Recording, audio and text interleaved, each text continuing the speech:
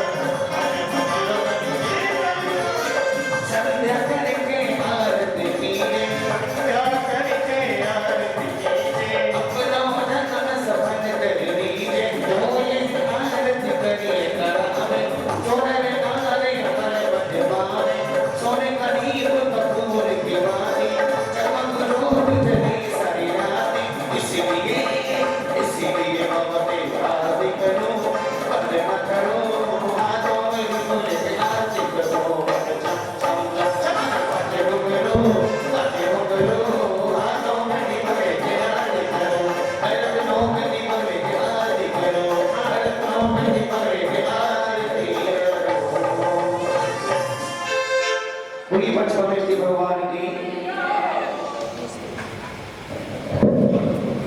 आइए पूरी चिंतामणि पार्श्वनाथ भगवान की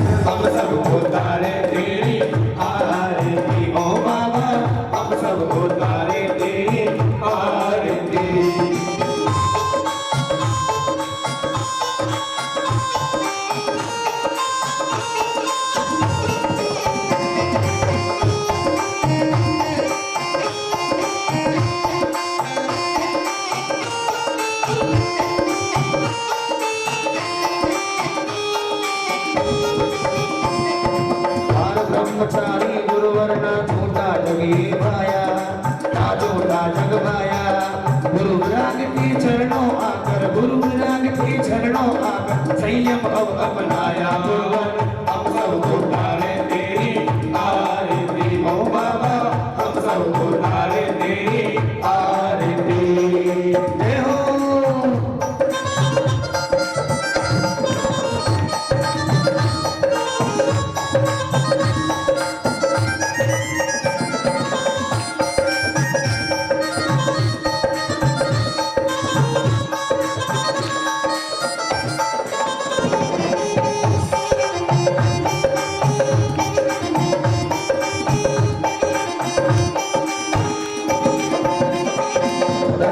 अंबर दसों दिशाएं वंदन करती है, हाँ वंदन करती है। सारी सृष्टि गुरु चरणों में, सारी सृष्टि गुरु चरणों में अभिनंदन करती है। गुरुवर हम सबको तारे तेरी। जा रहे हो? मैं भी आ रही हूँ, आप अंदर आ जाओ। ओम नमः शिवेभ्यः।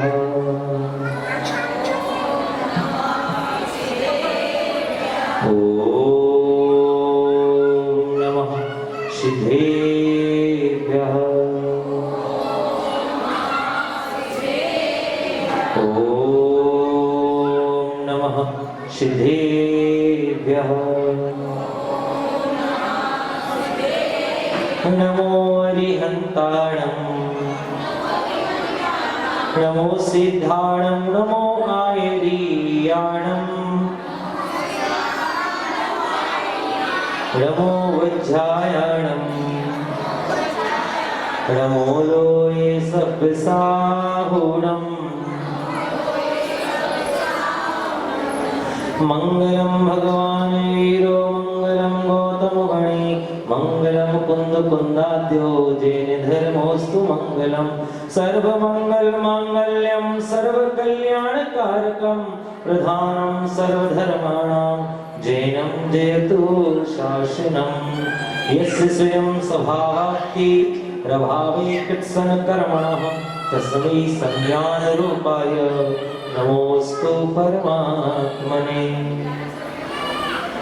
बोल देवादेव भगवान मूल न्याय श्री शांतिनाथ भगवान की परम सिद्धे आराध्य अक्षयकारी भूगर से प्रत्यहातपुर स्थित बृहस्पतिनाथ भगवान की परम पूज्य संत श्रोणाचार्य विद्यासागर जी महामुनिराज की, परम पूज्य गुरुदेव विमल सागर जी महामुनिराज की, परम पूज्य परम जगत पूज्य मुनि श्री सुधा सागर जी महामुनिराज की, परम पूज्य गुरुदेव प्रणव सागर जी महामुनिराज की, परम पूज्य गुरुदेव आदित्य सागर जी महामुनिराज की, परम पूज्य गुरुदेव विषम सागर जी महामुनिराज की, समस्त मुनियारे का संग की।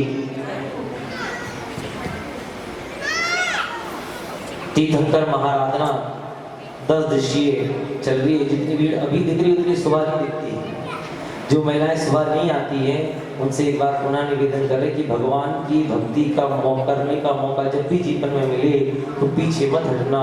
यदि समय निकाल सको तो जरूर दौड़ दौड़ कर भगवान की भक्ति करना। सुबह जैसे मैंने आपको बताया था कि जिंदगी गिनती की मिली है। कितनी की मिली है? गिनती के दिन है, गिनती की भाषा है, गिनती की आयु है। हर चीज गिनती का मिला कि इतनी मिलेगा, इसलिए उसको सोच समझ के संभाल कर हमें बोलना और व्यय करना चाहिए। यदि हम अपने जीवन में जन्मदिन मनाते हैं तो जन्मदिन नहीं है, जितनी हमारी आयु है सोचना चाहिए कि उतनी आयु हमने अपनी कम कर ली है।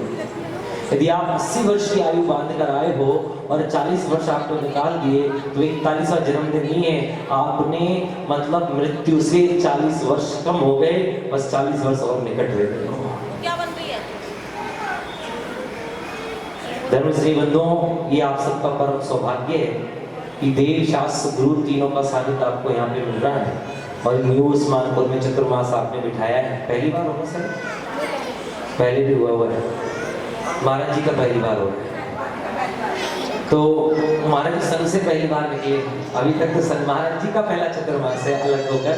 तो ये परम सौभाग्य कि हमें मुनियों का गुरुओं का सानिध्य मिल रहा है। इस सानिध्य को हमें कभी छोड़ना चाहिए। सुबह भी मैंने समझाया था कि जब हम पूजा पढ़ रहे थे 16 कारण भावनाओं की, साधु समाधि भावना, भैया व्रत की भावना जब पढ़ रहे थे तो उसने यही कहा कि तन मन वचन काय से जो होए सो करिए। इसके लिए मुनि के लिए अपने पुण्य को बढ़ाने के लिए, अपने धर्म को बढ़ाने के लिए, अपने आत्मचिंतन को बढ़ाने के लिए जो भी हो हमें तत्मन धन से गुरु की सेवा, उनके व्यवधान, उनकी चर्या में कोई विघ्न ना आए, उस विघ्न को दूर करना ही सबसे बड़ा पुण्य फल का कार्य है। सोचो, एक मुनि जब साधु अपनी चर्या का पालन करता है और उस चर्या पालन में यदि कोई विघ्न आ रहा हो, उस विघ्न को दूर कर दिया, अर्थात आपने साधु की चर्या को जो पालने में सहयोग प्रदान किया, तो निश्चित ये आपने निश्चय कर लिया कि एक दिन आप भी इसी तरह साधु बनेंगे।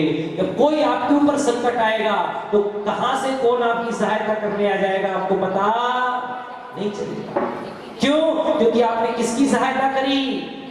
उन्होंने निर्ग्रंथ मुनि दिगंबर परमेश्वर की सहायता करी है, जिनकी हम पूजा किया करते हैं। तो हमारी सहायता के लिए हमें किसी का आगे हाथ फैलाने की जरूरत नहीं पड़ेगी। यही होता है। आपने कई उदाहरण जैन धर्म में सुने होंगे कि जब एक स्त्री ने जब जंगल से जा रही थी, उन्होंने देखा कि मुइलाज बैठे, उनको सर्दी ना लग जाए, उसने अंगीठी जला दी। क्या कर दी? अंगीठी जला दी उनके पास, उनको सर्दी ना लग जाए। और स्त्री आगे जाके क्या बनी? ऐसी बनी कि जैसे वो नहाती थी, उस नहाने के जो शरीर का उसका पानी निकलता था, उससे सारे सेना के रोग दूर हो जाया करते थे। उसको औषधि दान का फल मिला था। तो जब हम कुछ करते हैं तो उसको हमें प्रतिफल अवश्य मिलता है, कभी वो खाली हाथ नहीं जाता। देव शास्त्र गुरु की सेवा में लगाया गया तन मन धन निश्चित फल देता है, कभी निष्फल होता ही नहीं है। देख ही जाएगा, अच्छा फल ही देके जाएगा, कभी निष्फल नहीं होगा। चाहे तुम इतना करो चाहे इतना करो, जितना करोगे उतना पाओगे। जो बोएगा वही पाएगा। अब कई लोग कहते भैया जी हमारे पति देव ने दान दे दिया तो हम क्या करेंगे दान देके? देखो, तुम्हारी करनी तुम्हारे हाथ। मैं तो कहता हूँ महिलाओं को सबसे ज्यादा दान करना चाहिए। सबसे ज्यादा हिंसा महिलाओं के हाथ से होती है, झाड़ू लगाने में, खाना बनाने में, है कि नहीं, कपड़े धोने में। कहां कहां हिंसा नहीं होती आपके हाथों से। इसलिए सबसे ज्यादा मंदिर में कौन दिखती है? मंदिर में सबसे ज्यादा कौन दिखती है? अब पुरुष वर्ग कहेंगे भैया जी हम पाप, इसका मतलब हम पाप कम करते नहीं। आपके द्वारा भी व्यापार में बहुत हिंसा होती है। हिंसा भी 4 प्रकार की है। गृहस्थ हिंसा, व्यापारिक हिंसा, आरंभी हिंसा, 4 प्रकार की हिंसा बताई। इसमें देखो, गृहस्थ हिंसा में आप आ गए, व्यापार हिंसा में आप सब कितना झूठ बोलना पड़ता है व्यापार में। पहले हम 200 की चीज बताते हैं, फिर जाकर कहीं 150 में बेचते हैं, मोल भाव करके, तोल मोल पे। तो कितना झूठ बोलना पड़ता है। तो कहीं ना कहीं हम हिंसा के साधन जुटाते हैं। इन सब जो छोटी छोटी हिंसा करते हैं, इनका त्याग हो जाए, इनका नाश हो जाए, इसलिए हमें प्रतिदिन भगवान की पूजा भक्ति करने आना चाहिए। रोज के रोज निपटाओ, तो जोड़ जोड़ के रखते हैं ना, साल भर में 10 दिन मंदिर आते हैं, भादो मंदिर आते हैं, फिर वो एक साथ दुख उनके ऊपर टूटता है, क्योंकि आपने काटे ही नहीं। जोड़ तो लिया लेकिन खर्च किया ही नहीं। वो क्या होगा जो जोड़ोगे, वो एकदम से या तो कहीं बह जाएगा, या बाढ़ आएगी तो अपने साथ ले जाएगी, घर के घर उखाड़ के ले जाएगी, फिर बचाते रह जाना अपनी धन संपत्ति को। देख रहे हो ना पंजाब में क्या हुआ, कितने बड़े बड़े शहरों में वो बेचारे अपनी धन संपत्ति वैभव जो जोड़ रखा था सब बह गया, कुछ बचा क्या उनके पास? कितने सालों की मेहनत कर रखी थी। ऐसे हाल आपके ना हो, इसलिए अपने धन का समय रहते दान पुण्य करते रहना। आवश्यकता से अधिक हो, जब लगे कि नहीं मेरे पास पर्याप्त है और पर्याप्त से भी ज्यादा है, तो उसका क्या कर देना, दान करने। धन की 3 गति होती है, खाया खोया बह गया।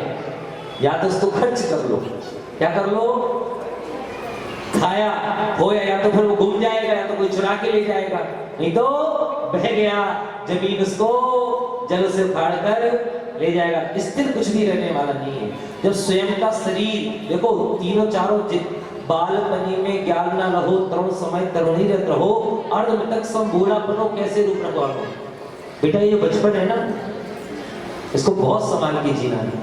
इसमें जो तुम चीज सीखोगे वो आपके आगे जीवन पर्यंत तक काम आएगी, क्योंकि बचपन में जो सीख लिया वो हम कभी भूलते नहीं है। इस समय बुद्धि से एकाग्र होती है, राग द्वेष से बच्चा रहित होता है, उसको छल कपट करना ज्यादा नहीं आता, लेकिन सिखाने वाले कौन, हम ही होते हैं। हरिवंश में एक कहानी सुनाता हूं बहुत अच्छी, कि जिसके मन में राग द्वेष होता है और जब वो राग द्वेष त्याग देता है तो उसका कैसे कल्याण होता। सुनो, एक बार राजस्थान की बात है, बहुत समय पुरानी बात है। रेगिस्तान के पास में जंगल में नगर में एक राजा रहा करते थे, वीर से। जैसे ही उन राजा को पता चला कि उनके नगर में मुनिराज पहुंचे, जंगल में विराजमान है, तपस्वी थे, यशस्वी थे, ज्ञानी थे, उनकी तपस्या की चर्चा दूर दूर तक थी। और जैसे ही उनको पता चला तो पूरी अपनी सेना समेत, मंत्रियों समेत वो कहां चले गए, मुनिराज के पास पहुंच गए और कहने लगे, हे गुरुदेव, हम आपसे निवेदन करते हैं। ध्यान से सुनना, आप लोग भी तो मुनिराज को निवेदन पूर्वक लेके आए कि नहीं आए, और आए कि नहीं आए, कि ऐसे ही बुला रहे, निवेदन किया था नहीं किया था कि गुरुदेव हमारे यहाँ चतुर्मास करिए। जैसे ही वो राजा पहुंच गया मुनिराज के पास निवेदन करने के लिए कि हे गुरुदेव, मैं पूरी मंत्री परिवार सेना सहित अपने नगर सहित आपसे निवेदन करता हूं कि आप जंगल में ना रहें, इस वर्ष का चतुर्मास हमारे नगर में करें। मुनिराज को चतुर्मास तो करना ही था, तो उन्होंने आज्ञा प्रदान कर दी। कुछ दिनों के पश्चात जैसे चतुर्मास की तिथि पास में आई, पुनः राजा अपने सेवकों के साथ, मंत्रियों के साथ पहुंचा और गुरुदेव को नगर में बाजे गाजे के साथ, धूमधाम के साथ लेकर आया। जब हम किसी को लेकर आते हैं तो बड़े धूमधाम से लाते हैं, लेकिन बीच में फिर उनको भूल जाते हैं। आ गए, बैठ गए, अब तो आ गए, तो यही रहना, 4 महीने क्या करना है, आते जाते रहेंगे, मिलते रहेंगे, यही तो रहेंगे, भाग तो नहीं जाएंगे। नहीं, यही सबसे बड़ी भूल है। जिसको तुमने ऐसा सम्मान गाजे बाजे के साथ बुलाया, उसकी 4 महीने की सेवा नहीं करी तो उसका बुलाना आपका व्यर्थ है।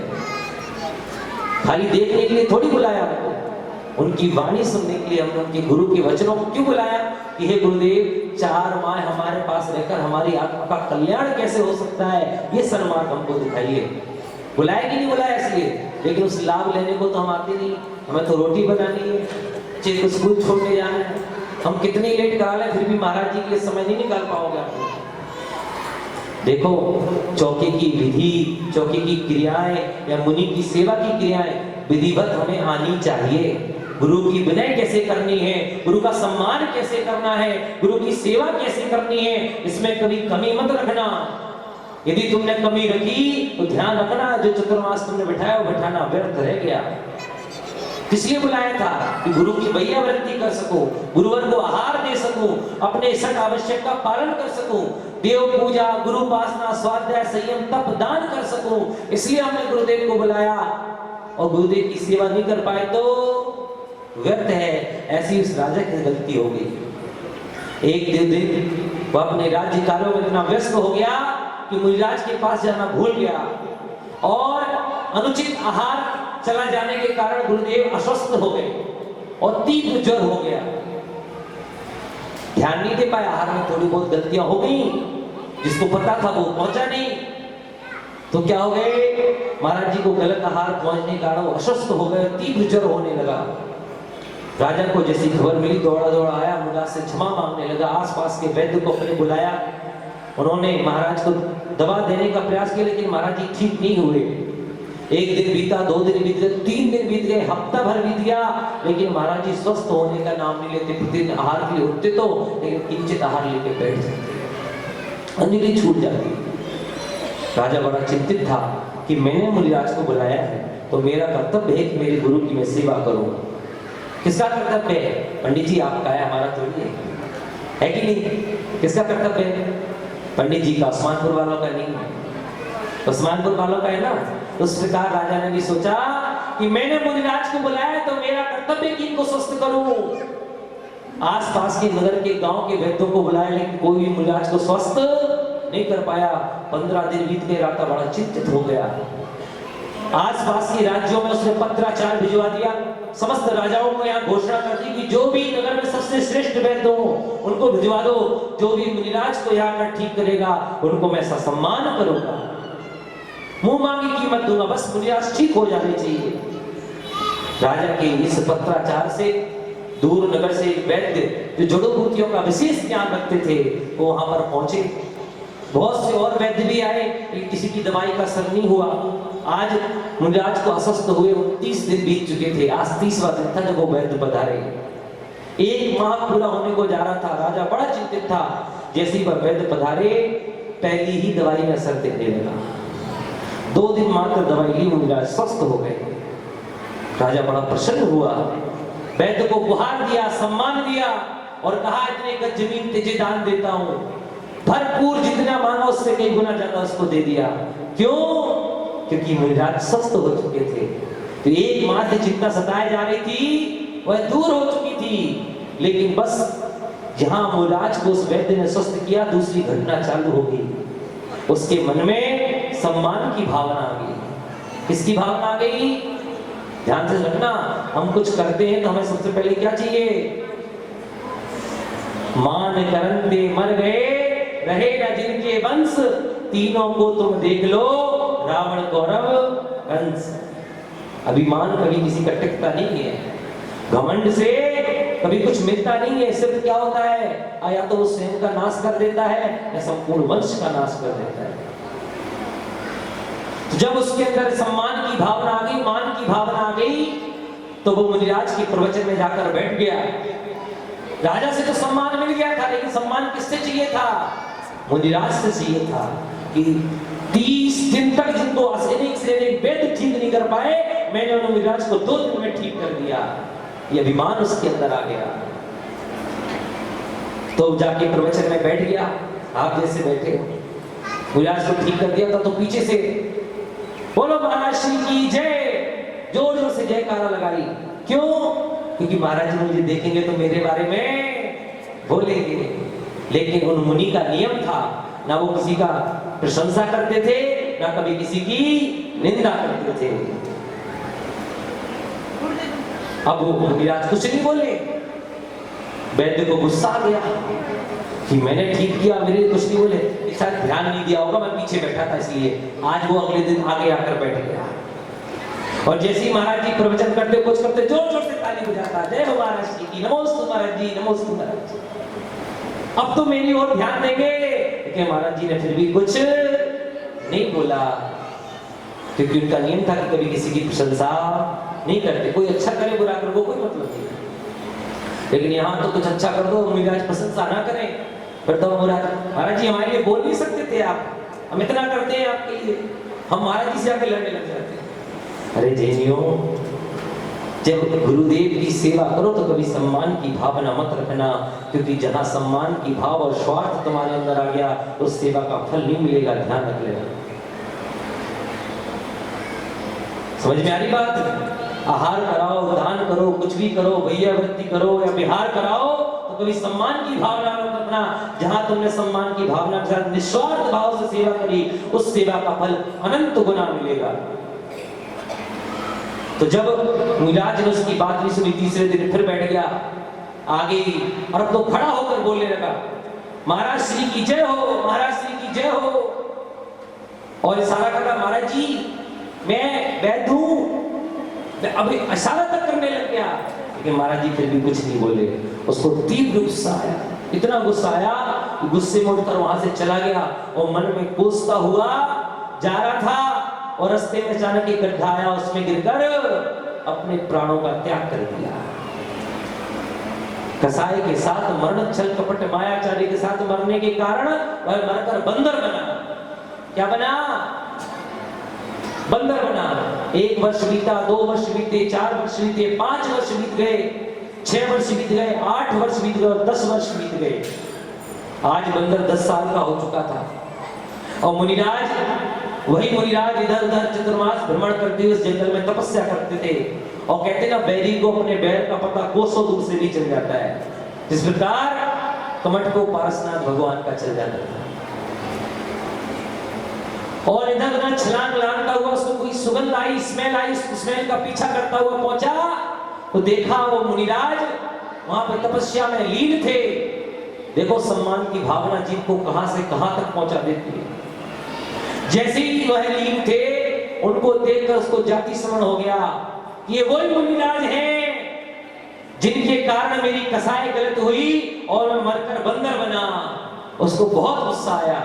उसने उनका उपचार किया था ना, मैंने इसको ठीक किया था ना।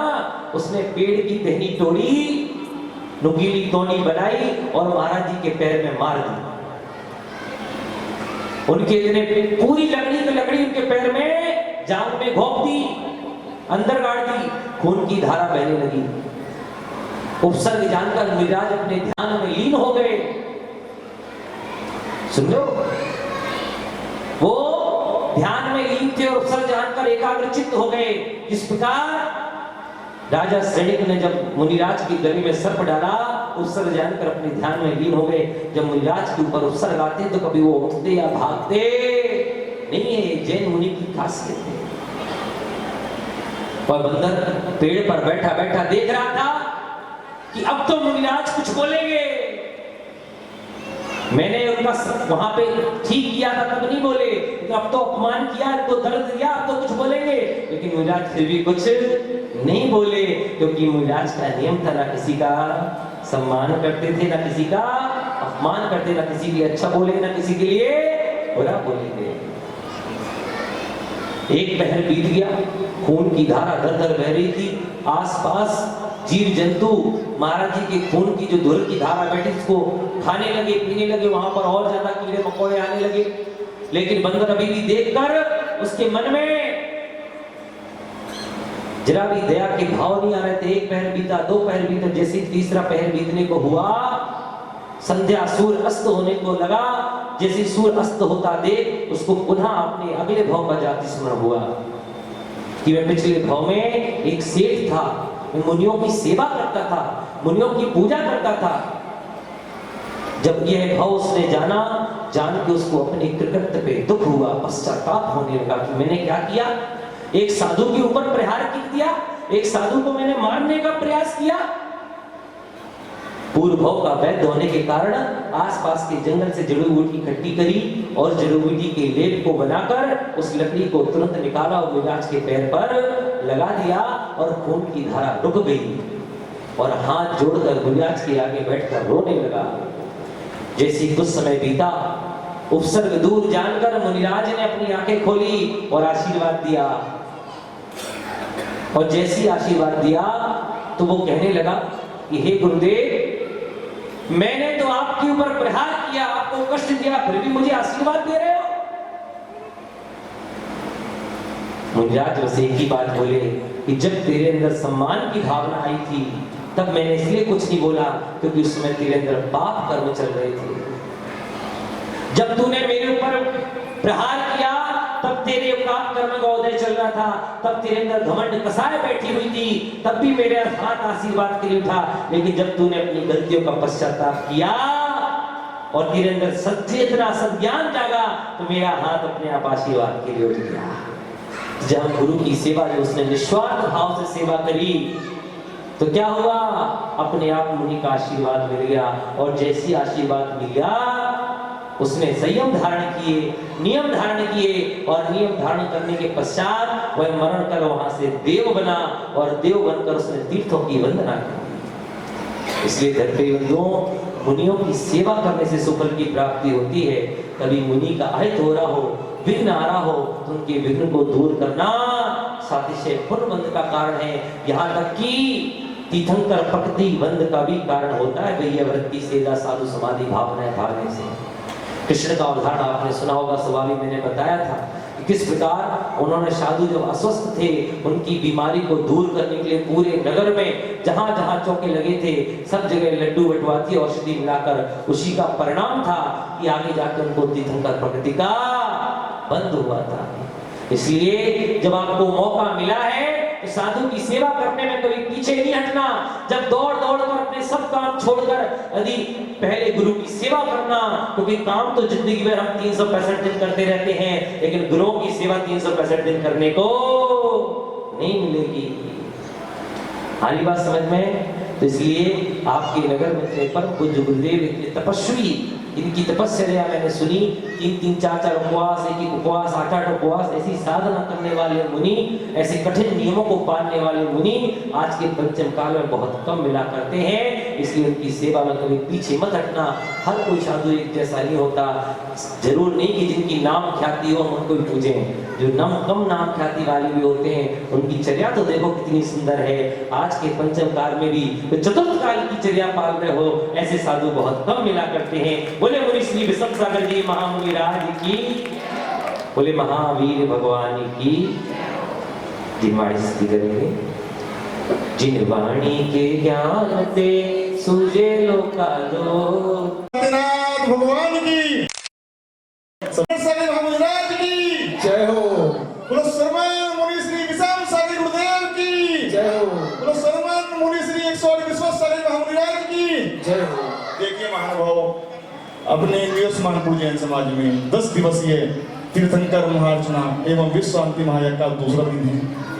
आज हमारे दूसरे दिन के मुख्य अतिथि हमारे बीच पधार चुके हैं। सर्वप्रथम मैं आमंत्रित करता हूं जो आज के हमारे सौधर्म कर्तव्य थे, जैन मिलन, जैन नगर, महिला जैन मिलन, जैन नगर नियोस्मानपुर, क्षेत्र संख्या 6, शाखा संख्या 1354। जितने भी पदाधिकारी हमारे बीच हैं, कृपया करके सभी एक बार मंच पे आ जाइए। जैन महिला मिलन न्यू उस्मानपुर के जितने पदाधिकारी यहाँ पर बैठे हुए हैं वो आकर मंचासीन हो जाए।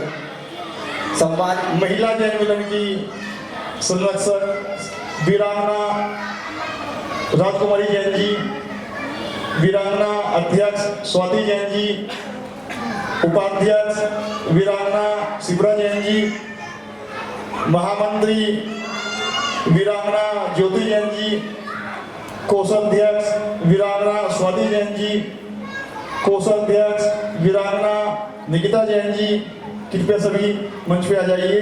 वीरांगना पूजा जैन जी, वीरांगना प्रियंका जैन जी, वीरांगना वर्षा जैन जी, जितने भी पदाधिकारी आए हुए हैं सभी मंच पे आ जाइए। यदि किसी का मैं नाम लेना भूल गया तो वो भी आ जाइए। जोर तालियां बजाइए। आज के सदर में जो परिवार भी हैं ये सबकी भावों का तो दिन रात देखो मूरत प्रभु, नाम तेरा जप लिया। दिन रात देखो मूरत प्रभु, नाम तेरा जप लिया, ध्यान तेरा धर लिया।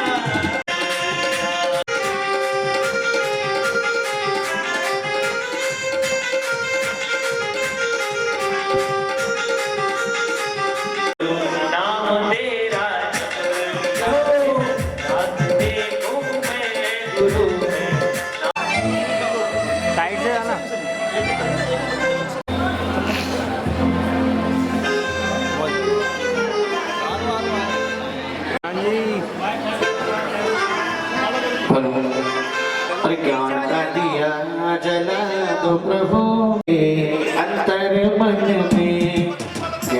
स्वागत करते हैं तुम्हारा, स्वागत गान दे हो।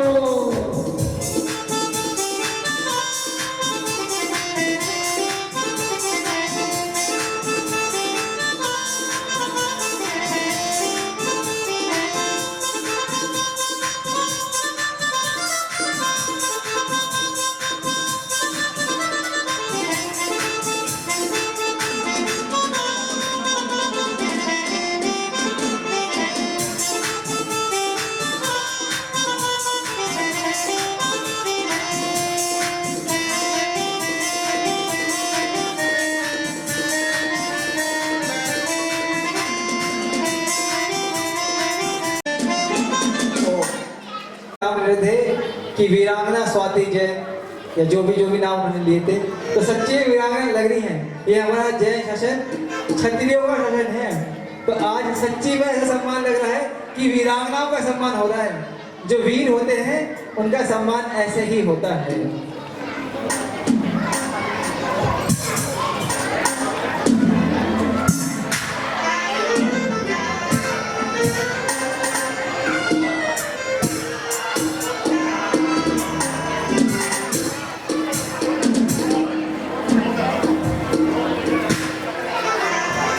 और स्वागत कर लो आज हंसते हंसते, अवसर आया आज हंसते हंसते। स्वागत कर लो आज हंसते हंसते, अवसर आया आज हंसते हंसते।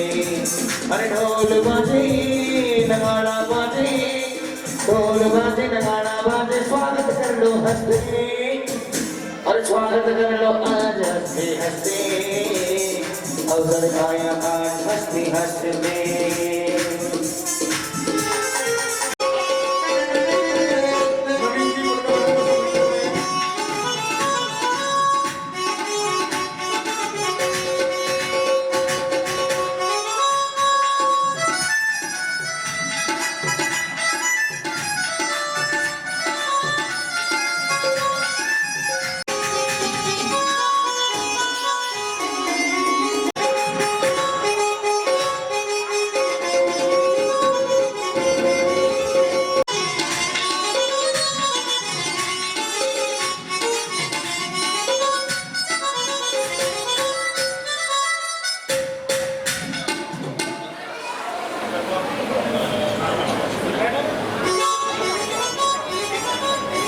हमारे आदरणीय प्रधान जी धर्मचंद जैन जी की तरफ से वितरण किए जा रहे हैं।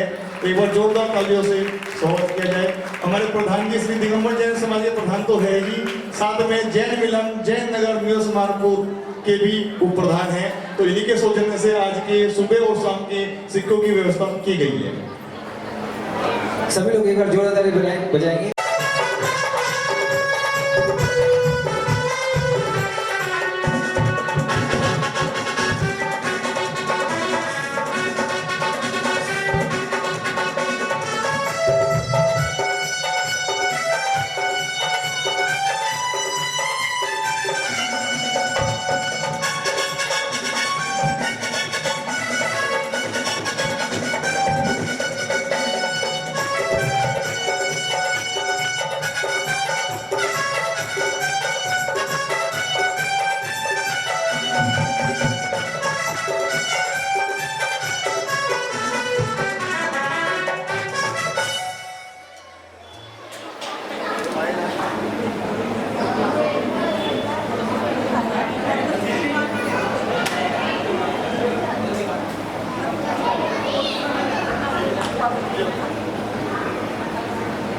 हेलो हेलो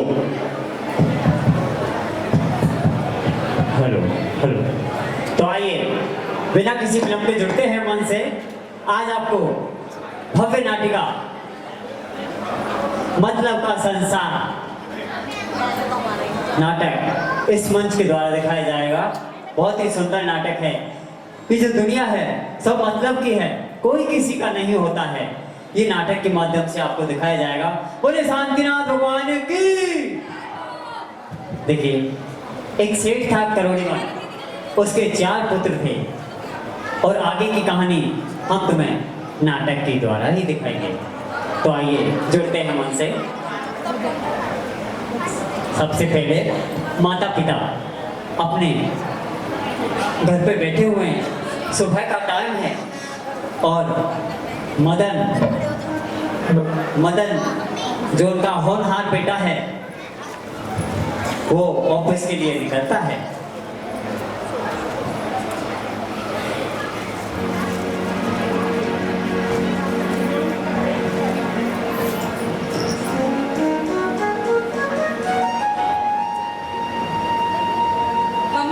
मम्मी जय श्री, पापा जय श्री। अरे जीते रहो बेटा।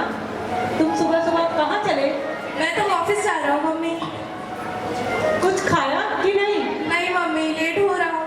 बेटा कुछ खा के जाओ ना, खाली पेट नहीं जाते घर। माता जी कल आज ऑफिस में ही खा लूंगा ना मैं। बेटा ऐसे नहीं जाते, मैंने कुछ बनाया है तुम्हारे लिए, खा के जाओ। माता जी मैं बहुत लेट हो रहा हूँ। बेटा थोड़ी देर माता में जी टाइम हो रहा है, मैं वहाँ पे खा बेटा लूंगा। खाली पेट नहीं जाते घर से, कुछ खा के माता जी जाओ। मैं वहाँ पे जाके खा लूंगा। प्लीज प्लीज बेटा मैंने क्या कर रखा है? प्लीज, मैं वहाँ पे जाके खा लूंगा। ओके। हमारा बेटा कितनी मेहनत करता है, उस हिसाब से कुछ खाता पीता नहीं। भाग्यवान, थोड़ा उसका ध्यान रखा करो खाने पीने का। क्या करें, माता ये नहीं है कुछ, अब उसके लिए कुछ मैं बना लेती हूँ और फिर चलेंगे इसके बाद। और सेठ सेठानी विचार बनाते हैं तीरथ जाने का। मेरा ना समय जी जाने का बहुत मन हो रहा है। आगे जाके मैं जा पाऊँ या ना जा पाऊँ, मेरे पैर जवाब देने लग गए हैं। अब मन कर रहा है कि एक बार तीरथ कर आए समेत शिखर जी की। भाग्यवान, मन तो मेरा भी बहुत है, लेकिन आजकल वंदना करना इतना आसान कहाँ। शरीर के साथ साथ माया भी चाहिए, उसका अरेंजमेंट हम कैसे करेंगे? सुनो जी, आप चिंता क्यों करते हो? हमारा बेटा है ना, वो करेगा। भाग्यवान, 1000-2000 रुपए की बात हो तो समझ में भी आता है, इसमें तो कम से कम 50-60 हजार रुपए लग जाएंगे। अरे आप चिंता क्यों करते हो? हमारा बेटा इतना कमाता तो है। चलो जैसा तुम कहो। कोई नहीं, चलो मैं उसके लिए ना कुछ बना देती हूँ। 2 मिनट बस, मैं अभी हेलो मुनीम जी। हेलो। मुनीम जी हाँ जी सेठ जी। किधर हो आप? अरे सेठ जी बस सीलमपुर आ गया। टाइम भी देख रहे, 10 बज गए हैं। अरे वो तो बात ठीक है, लेकिन ट्रैफिक में फंसा हुआ हूँ, क्या करूँ? इस टाइम पर आपको मेरे ऑफिस में होना चाहिए था। जब पता है कि जाम लगा होता है तो जल्दी निकला करो। बस सेठ जी अभी आ गया, बस आ गया, गौतमपुरी आ गया, बस अभी आया। हाँ जल्दी आओ, आया सेठ जी, अभी आया, जल्दी आओ। आ गया। अरे कितना ट्रैफिक है। अरे सेठ जी, पता नहीं कब आएगा, इतना लेट हो रहा है। आ गया। अरे इतना ट्रैफिक रहता है। सेठ जी नमस्कार सेठ जी। नमस्ते। टाइम देख रहे हो, पूरे 10:30 हो रहे हैं। हाँ, सेठ जी वो तो मुझे भी पता है, पर क्या करूँ, ट्रैफिक कितना रहता है। अगर कल से टाइम पे नहीं आए तो नौकरी से निकाल अरे दूंगा। सेठ जी ऐसा मत करो, मेरे छोटे 10, 15, 20 बच्चे हैं, तो क्या करूँगा, कैसे उनका लालन पालन करूँगा बताइए। दूसरी नौकरी ढूंढ लेना। अरे नहीं सेठ जी, मुझे तो आपके चरणों में रहना है सेठ जी, ऐसा मत करो। तो कल से टाइम से आना। हाँ कल से टाइम ठीक से। है, तो बैठो चलो। ठीक है। अरे क्या होगा, बड़ी मुसीबत हो गई। कल मैंने तुम्हें बोला था कि सारा हिसाब लगा के आना, लगा के आए हो? हाँ सेठ जी लगा रहा हूँ। तो बताओ। बताता हूँ सेठ जी। बताओ। हाँ सेठ जी। अरे सेठ जी बोलो। देखो, बोलो। 5 लाख रुपए लिए थे। किसने? हाँ प्रधान जी ने, धर्मचंद जी ने। अच्छा। हाँ अभी तक नहीं लौटाए हैं, बताओ। तो कौन लेके आएगा वापस? तुम ही तो लेके आओगे। अरे ब्याज भी नहीं दिया सेठ जी, ब्याज भी नहीं दिया अभी तक। तो लेके आओ ना मुझसे, मैं लेके आऊंगा। अरे उन्होंने अपने लड़के की शादी के लिए लिए थे, कितना टाइम हो गया। तो आज ही जाकर सबसे पैसे लेके आना, अरे नहीं तो नौकरी से निकाल दूंगा। सेठ जी ऐसा मत करो, नौकरी की धमकी मत दिया करो सेठ जी। तो क्या करूं? अगर वो धमकी नहीं देती तो तुम काम ही नहीं करते। हाँ सेठ जी कर तो रहा हूँ। और सेठ जी वो नहीं है, वैभव भैया नहीं है क्या, हाँ। उन्होंने लिए थे, खुद की शादी के लिए लिए थे। कितने? हाँ काफी समय हो गया, उन्होंने भी कुछ नहीं लौटाया अभी तक। कितने पैसे लिए थे? उन्होंने लिए थे 8 लाख रुपए। और ब्याज के साथ हाँ कितने हो गए? ब्याज लगाकर हो गए 14-15 लाख रुपए हो गए। और आज ही सबसे लेके आना। सुनो, भले ही उनकी गाड़ी बिकवानी पड़े घर, आज के आज सब में पैसे चाहिए। अच्छा घर बिकवा दूँ उनका? हाँ। सर सेठ जी आपके नाम करवा दूँ क्या? हाँ। हाँ ये ठीक रहेगा। कहाँ है वैभव भैया, कहाँ है? अगर पैसे ना दे तो यही काम कर लेना। हाँ सेठ जी वो तो करना पड़ेगा। हाँ तो करना। हाँ उनका चेक रखा अपने पास, हाँ, नहीं तो और- चेक लगा देंगे बैंक में जाके। ठीक है। हाँ ये ठीक है। काफी लोगों ने रखे हैं, किसी ने 20,000, किसी ने 50,000। तो अरे आज जाके सबके लेके आना, ठीक है? जरूर लेके आऊंगा सेठ जी, जरूर। हाँ लेके आना। हाँ जरूर। तभी उनके माता पिता आते हैं।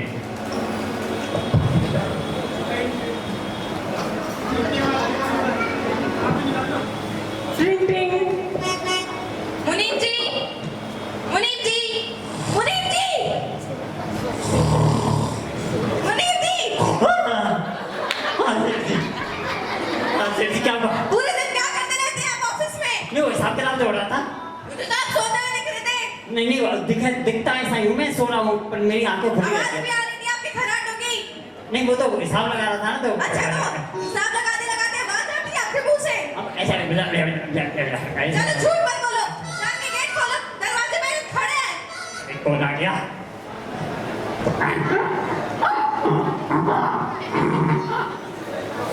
नमस्कार नमस्कार। नमस्कार। और कैसे हो? बढ़िया हो पिताजी माताजी? कैसे आए? कैसे? हाँ मैं तो ठीक हूँ। और एक बात बताइए, आप आज कैसे आना हुआ? हमारा मन था अपने बेटे से मिलने का। अच्छा बेटे से मिलने आए हो? और ये तो बहुत खुशी की बात है। खाना वाना खा के आए हो? हाँ खा के आए।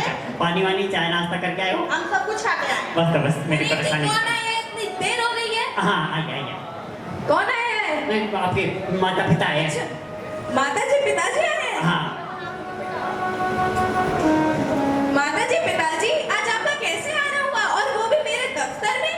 अचानक से क्या हुआ, कुछ बात है क्या? हाँ बेटा, हाँ बेटा, तुम्हारी माँ को तुम्हारी चिंता हो रही थी, इसलिए वो बोली कि चलो उसके ऑफिस ही चलते हैं। उसके पास तो टाइम ही नहीं है काम के सिवा किसी चीज के लिए। क्या करे पिताजी, दफ्तर का काम ही इतना होता है। सूख के काटा हो गया मेरा बेटा पूरा। आइए सूख आइए के काटा तो मैं हो रहा हूँ, मेरी तरफ देखो। बैठिए बैठिए पिताजी, ये थोड़ा मजाक किया है। कैसा मुनीम पाल रखा है तुमने? पाल रखा है, मैं कोई कुत्ता हूँ? पाल रखा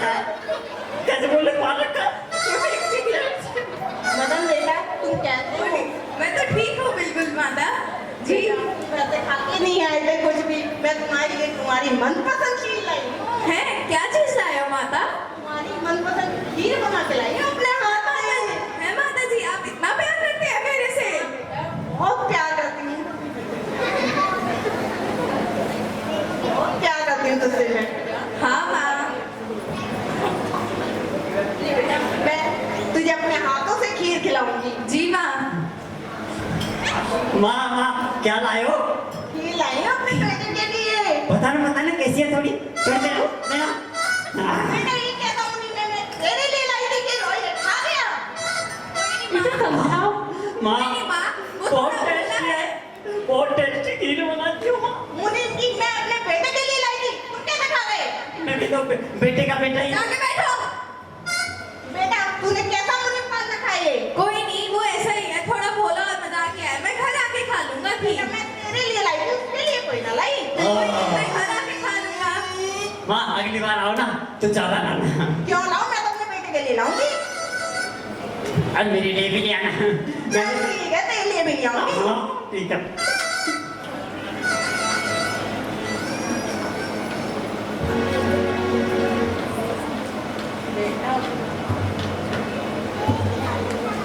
अरे आप दोनों क्या बजर बजर कर रहे हैं? कुछ बात है क्या? कुछ नहीं बेटा, कुछ नहीं।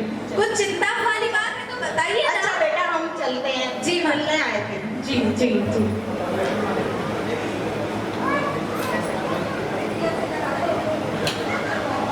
अरे माता जी, पिताजी, कुछ बात है क्या? आप लोग क्या बजर बजर कर रहे हैं? नहीं बेटा कुछ चिंताजनक बात है तो बताइए ना।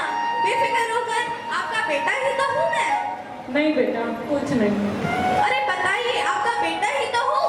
बेटा क्या बताऊं, तुम्हारी माँ का शिखर जी की वंदना करने का बड़ा मन है, लेकिन हम लोग कैसे करके आए, हम बस यही सोच विचार कर रहे हैं।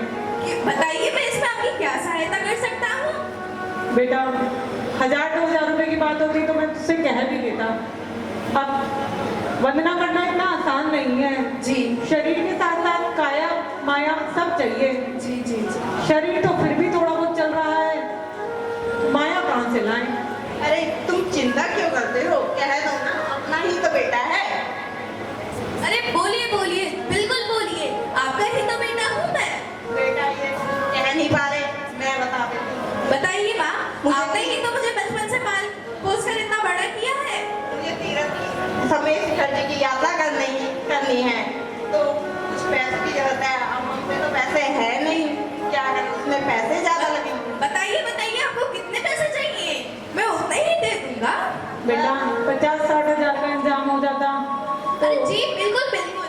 माता जी, पिताजी, आप लोग उम्र के बढ़ने के कारण वृद्ध भी होते जा रहे हैं। अपनी बार शिखर जी की यात्रा हेलीकॉप्टर से कीजिएगा। मैं आपको पूरे 2 लाख रुपए देता हूँ। अच्छा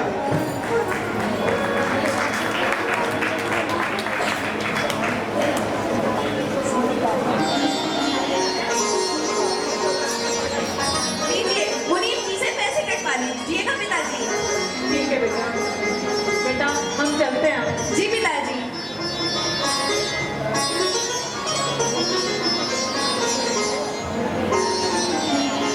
मुनी, ओ मुनी, कौन है? ये क्या है? 20,000 रुपए क्या करोगे 20,000 का? 20,000 नहीं है, आप खोल के देख लो, चश्मा लगा लो अच्छे से, 2 लाख है। मैं चश्मा घर पर भुलाया इसलिए मुझे 20 ही दिख रहे हैं। हाँ अब तो दिखेंगे ना, हमारे बेटे ने दिए। 2 लाख रुपए?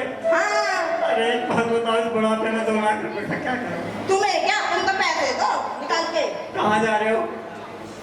कहीं भी जाए, तुम्हें पैसों से मतलब है, पैसे दो अरे निकाल के बात अपने। तो ठीक है, इतना क्यों भड़क रही हो? मैं तो ये पूछ रहा हूँ कि 2 लाख रुपए का करोगे क्या? हमें शिखर जी की यात्रा करनी है। तुम्हें क्या मतलब, हम 2 लाख का करेंगे क्या? तुम पैसे दो। अरे बुड्ढे बुड्ढियों, कोई रास्ते में लूट के ले जाएगा, कहाँ के 2 लाख रुपए?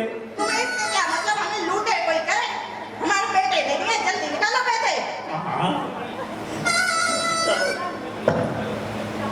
कितने देने?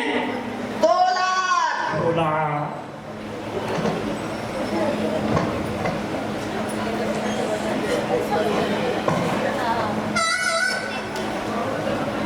ये लीजिए, पूरे 2 लाख रुपए है। लाओ आए कहीं आराम से ले जाना। एक बात बताओ इधर आओ। हाँ सच बताओ, हाँ सच बता रहे तुम तीर्थ करने जा रहे हो या मूवी देखने जा रहे हो?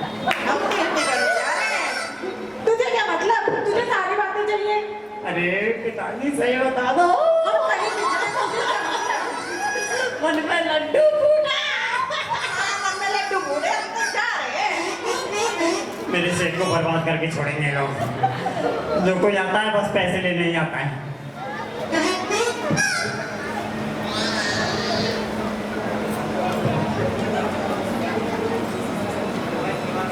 अरे मुझे पता नहीं था, मैं तो टिकट ही देता था इनको।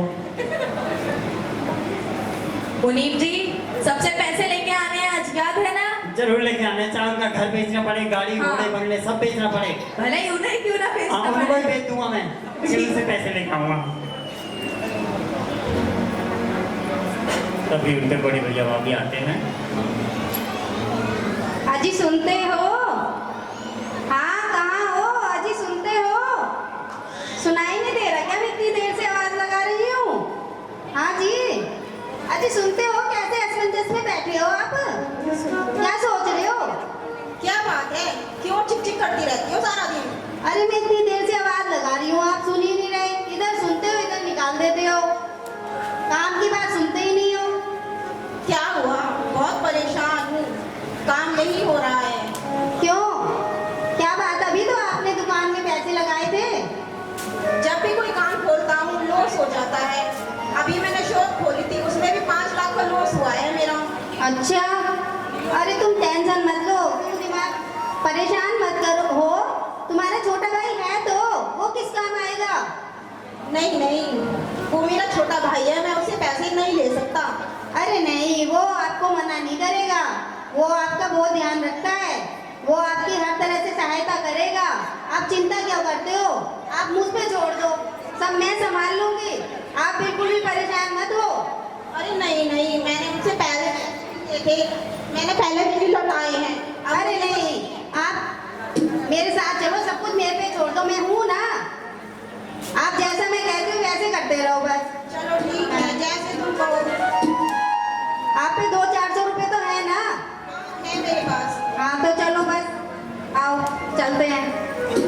ऐसा करते हैं, रास्ते में से ना कोई उपहार ले लेते हैं। हाँ ठीक है। हाँ आओ।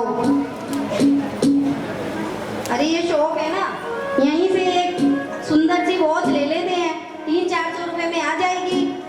हाँ ठीक है, ले लो। ठीक है, आप 2 मिनट रुको बस।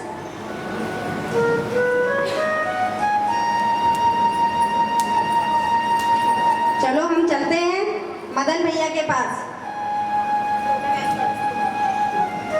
चलिए।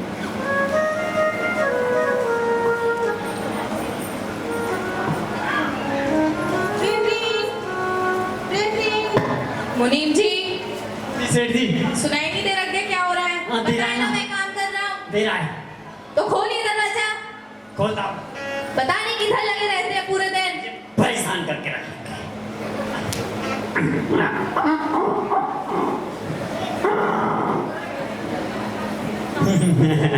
नमस्ते नमस्ते। नमस्ते नमस्ते। हम नहीं समझते। अच्छा, मुनीब जी बड़े मजाकिया हो आप तो। मदन भैया कहाँ है? मदन भैया अंदर है। हाँ, चलो हमें उनसे मिला दो। अच्छा चलो आ जाइए। सेठ जी आपके भैया भाभी आए हैं। अच्छा, चलो जल्दी से कुर्सियाँ लगाओ उनके लिए। सेठ जी तिजोरी में लॉक लगा देता हूँ। हाँ लगा दो। बिल्कुल भी नहीं, नौकरी से निकाल दूंगा। बस ये धमकी देते रहते हैं, नौकरी से निकाल कुर्सी दूंगा। लगाइए इधर। भैया भाभी आए मेरे। अरे हाँ हाँ, अरे आइए आइए भैया भाभी, आइए आइए आइए, बैठिए बैठिए बैठिए। बैठिए बैठिए। आज अचानक कैसे आना हुआ आपका? मदन भैया कैसे हो आप? मैं तो बिल्कुल ठीक हूँ, बैठिए बैठिए भाभी। आज अचानक कैसे आना हो गया भाई भाभी आपका इधर? हम इधर से जा रहे थे, सोचा आपसे मिलते चले। सही किया बिल्कुल भैया आपने।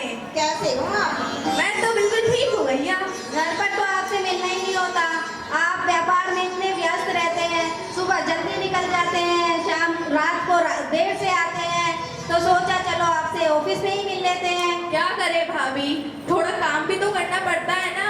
और ऊपर से ये मुनीम जी लेट लेने आते हैं, लेट छोड़ने आते हैं और खुद तो लेट आते ही रहते हैं। इनके अच्छा। चक्कर में मैं और लेट हो जाता हूँ, मेरा टाइम वेस्ट हो जाता है। अच्छा, आप अपनी सेहत का ध्यान रखो, देखना कितने दुबले हो गए हो। मैं कहाँ आप मुनीम मुनीम जी? जी चुप। आप ध्यान नहीं रखते मेरे देवर जी का। नहीं नहीं, ऐसी बात नहीं है, जो कहता है वो तो कर ही देता है। अच्छा, लग तो नहीं रहा ऐसा। नहीं नहीं, कर देता है। चलो, और व्यापार कैसा चल रहा है आपका देवर जी? मेरा तो अच्छा ही चल रहा है, आप बताओ। अच्छा, थोड़ा अपना ध्यान भी रखा करो खाने पीने का भी। जी जी बिल्कुल। देवर जी, मैं आपके लिए ना कुछ लेकर आई हूँ। है भाभी? हाँ, हैं? दिखाइए दिखाइए, क्या लाए हो? आपके लिए। देखा, आप आंखें बंद करिए। जी जी बिल्कुल। देखो, अरे वाह, इतनी सुंदर वॉच। पसंद आई आपको? बिल्कुल, बहुत सुंदर वॉच है। मुझे पता था, देखा कि मेरे बहुत देवर जी को सुंदर। जरूर पसंद आएगी। जी जी, पता है आपको, हाँ। अभी अभी मम्मी पापा भी, माता जी और पिताजी भी आए थे। अच्छा जी। वो समेत शिखर की यात्रा पे जा रहे हैं ना। अरे, ये तो बहुत अच्छी बात है। देखा, मेरे देवर जी कितने अच्छे हैं, कितने दयालु हैं। भाभी मेरे लिए क्या लाए हो? तुम्हारे लिए क्या लाती मैं? सेठ जी के लिए क्या लाए? कोच लाए हो? और क्या, वॉच लेके आई हूँ मेरे लिए भी ताकि वो समय का थोड़ा ध्यान रखे, खाने पीने का ध्यान रखे, लेट आते हैं। अरे तो ये चीज की मुझे जरूरत है, मैं लेट आता हूँ। अच्छा, ठीक है, हमारे देवर जी है ना, वो दिला देंगे आपको। अगली बार मुझे भी ले आना। मुनीम जी, मैं दिला दूंगा ना आपको। ठीक है। मना किया ना मैंने कितनी बार। बैठिए अपनी जगह पे। सेठ जी एक बात पूछूं? पूछिए। सेठ जी, ये भाभी इतनी बोलती है, भैया क्यों नहीं बोलते? मेरे भैया थोड़े भोले हैं इसलिए। अच्छा, बोले हैं हाँ। तभी तो। भाभी देखिए कितनी सुंदर लग रही है हाँ, वॉच। मुझे तो पता ही था मेरे देवर जी को बहुत पसंद आएगी, इसीलिए तो लेकर आई हूँ। जी जी, बहुत सुंदर वो घड़ी है। अच्छा देवर जी, चलते हैं। जी भैया, जी भाभी, जय जय। आप बोलो क्यों नहीं? देखना पैसे की कितनी जरूरत थी, आप तो बोलते ही नहीं हो बिल्कुल भी। मैं नहीं बोलता, मुझे तो शर्म आती है। अरे, आपके छोटे भाई तो हैं। अरे भैया भाभी, क्या बात है? किस असमंजस में हो आप? बताइए, मैं आपका भाई ही तो हूँ। देखो देवर जी, आपके भाभी। भैया ना भैया वो सीधे हैं। हाँ, वो तो और है। बहुत परेशान हैं। इन्हें ना बिजनेस के लिए थोड़ा पैसा चाहिए, आप बताइए व्यापार कितना के लिए। चाहिए? मैं देता हूँ ना अभी। इनको 20 लाख रुपए चाहिए। हाँ हाँ, आइए, बिल्कुल देता हूँ मैं अभी। देखा, मुझे पता था ना, दे देंगे, भैया बहुत अच्छे हैं। मेरे देवर जी ऐसे नहीं हैं। आप बेकार में परेशान हो रहे थे, अब देखना आराम से बिजनेस करना, खूब अपना बिजनेस चलेगा आपका। परेशानी हो भाभी, करना। लीजिए भाभी, मुनीम जी से कटवा लीजिएगा मेरे पैसे। देवर जी बहुत अच्छे हैं। धन्यवाद देवर जी, धन्यवाद। Thank you for this watch. Thank you. चलो मुनीम जी के पास चलते हैं। मुनीम जी, मेरे भाई ने चेक दिया है, मुझे पैसे निकाल के दे दो।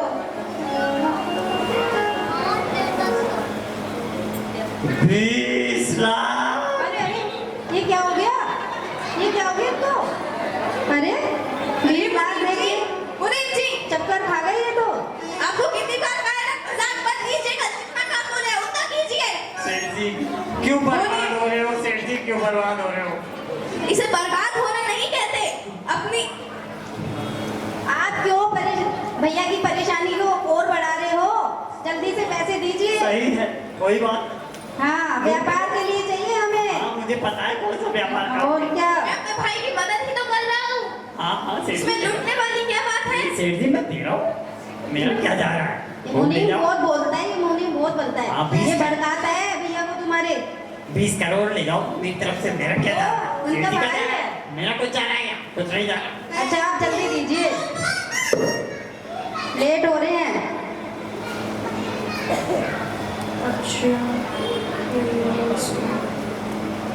ये 5-5 हजार के नोट है, अभी अच्छा। चले आए। अच्छा, ठीक है, हिसाब से ले जाना। हाँ हाँ, आप लो, इनसे तो कोई छीन के भी ले जाएगा। अच्छा हाँ, ये बात तो आप सही कह रहे हो। ठीक है, चलो। ठीक है, आप सही बता रहे हो ना, बिजनेस में लगाओगे ना? अरे क्या बात कर रहे हो आप मुनीम जी? बिजनेस में ही लगाएंगे। कहीं किसी पार्टी करने चले जाओ। हाँ तो थोड़ा बहुत तो मनोरंजन भी करना चाहिए ना। ठीक है, मुझे पता था ना, देखो दे देंगे, बेकार में परेशान हो रहे थे आप।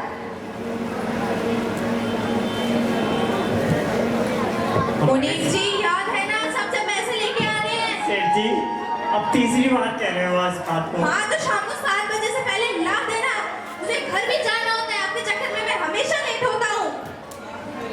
हाँ ठीक है, मैं वैभव भैया अभी आएंगे ना, अभी पकड़ के यहीं बैठा लूंगा। हाँ लेके आना उनसे आज पैसे। अभी आता हूँ, प्रधान जी को भी ले आऊंगा साथ में। हाँ बिल्कुल। यहीं पे बैठा लूंगा और आप बात करना उनसे। हाँ मैं ही पैसे करूँगा। कर दोगे, गाड़ी हाँ, भेज दो, ठीक है। अपना घर भेज दो, खुद बिक जाओ, हमारे सेठ जी का पैसा दो। चलो बस ज्यादा बकवास मत करो, काम करो, लेके आते हैं आज। अरे सुनते हो, कहाँ हो, सुनते हो? हाँ भगवान बोलो क्या काम है। अरे अच्छा यहाँ पर बैठे हो। मैं कह रही थी बच्चों की स्कूल की फीस भरनी है, स्कूल से बहुत सारे कॉल आ रहे हैं और खर्चे भी हो रहे हैं घर के, ऊपर से फिर मेरे मामा के भांजे की शादी हो रही है, तो उसके लिए भी मुझे कपड़े खरीदने हैं, तो पैसे दे दो। पैसे तो है नहीं मेरे पास। तो कहाँ से लाऊं फिर मैं पैसे? मुझे इतना सारा काम है, बच्चों की फीस भरनी है, बच्चों की 1 साल की फीस हो चुकी है। हाँ पता है मुझे, सोचता हूँ उसके बारे में। तो काम क्यों नहीं करते हो, घर पे पड़े रहते हो? क्या करूँ भगवान, जब मेरा मन ही नहीं करता, जब काम आता है तो मेरा मन नहीं करता, और जब मेरा मन करता है तो काम ही नहीं आता। तो तुम्हारे मन से घर चलेगा क्या? हाँ वो बात तो सही है तुम्हारी, पर मैं करता हूँ कुछ, चलो देखती हूँ मैं। सोचता हूँ। अरे हाँ, तुम्हारा भाई है ना, उससे मांग लेते हैं। कौन? मदन। अच्छा मदन। हाँ इतना कमाता है, हम लोगों के लिए ही तो कमाता है, अपने परिवार के लिए ही तो कमाता है। नहीं नहीं ऐसे अच्छा नहीं लगता, मेरा छोटा भाई है, और वैसे भी मैं उससे पहले ही कितने सारे पैसे उधार ले चुका हूँ। अरे ऐसा कुछ नहीं होता, तुम्हारा छोटा भाई है, तुम्हारे को पैसे नहीं देगा तो और किसको पैसे देगा? नहीं नहीं तुम देखो। अरे यार तुम चलो मेरे साथ, मैं देख।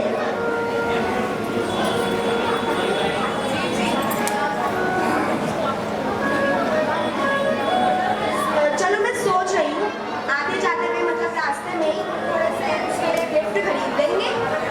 चलो हाँ ऐसा सही रहेगा, खाली आज जाना अच्छा नहीं लगता। ये शर्ट अच्छी लग रही है, ये शर्ट अच्छी लग रही है। हाँ उसको पसंद आएगी, ले लेते हैं चलो।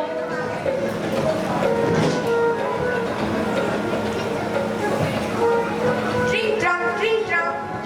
मुनीम जी, मुनीम जी, मुनीम जी। हाँ सेठ जी, क्या हो गया सेठ जी? आज मैंने तुम्हें दूसरी बार सोते ही पकड़ा है। सेठ जी मैं सोच रहा था क्या सोच रहे थे? सोते सोते सोचते हो कि प्रधान जी से कैसे पैसे पटाए जाएं, कैसे पैसे निकाले जाएं, वैभव भैया से कैसे पैसे निकाले जाएं, मैं ये सोच रहा था। तो उसके लिए सोना जरूरी होता है। अब उस नीचे सरक रखा था मैंने और सोच रहा था दिमाग से। और खराटों की आवाज? वो तो मैं बड़बड़ाता हूँ ना, अच्छा अच्छा अच्छा। कैसा करना, उनका घर बेचना है, ओहो, घर ओहो। बेचना है, तो और ये चार वाली आवाज क्यों नहीं आती? खराटों की आवाज क्यों आती है? में भारी आवाज हो जाती है ना, इस वजह से। अच्छा चलो बकवास छोड़ो, दरवाजे में खड़े हैं, इतनी देर से तुम्हें सुनाई नहीं देता? देखा है, इस दरवाजे को आपके खुला ही छोड़ दूंगा। इतना टाइम लगता है कोई दरवाजा खोलने में? अरे भाभी, अरे भैया, ओ कैसे आए हो? इसे मतलब? ऐसा करो, माया को पास में रखो, इसमें करंट नहीं आता। नहीं आता है? नहीं आता, पास में रखो। अच्छा ठीक है, आगे बोलो। ऐसे, हाँ कैसे आए हो? तुम्हें क्या, हमारे को मदद से काम है। ये महिलाएं ज्यादा ही तेज होती है कुछ, पति तो बता रहे सीधे साचे रहते हैं, आगे बोलती हैं, पति के मुंह में जबान नहीं निकलेगी, पत्नी में क्या काम है, क्या बात है? अरे कोई बात नहीं, आइए।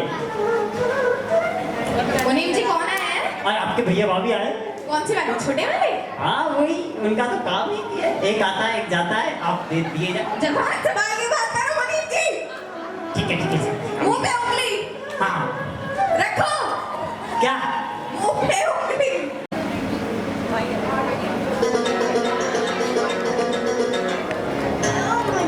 स्कूटी लूंगी। स्कूटी हाँ लूंगी। चला लेगी स्कूटी? हाँ चला लूंगी। अरे किसी बुढ़े आदमी को मत ठोक देना। चला लेगी स्कूटी? हाँ सीख लूंगी।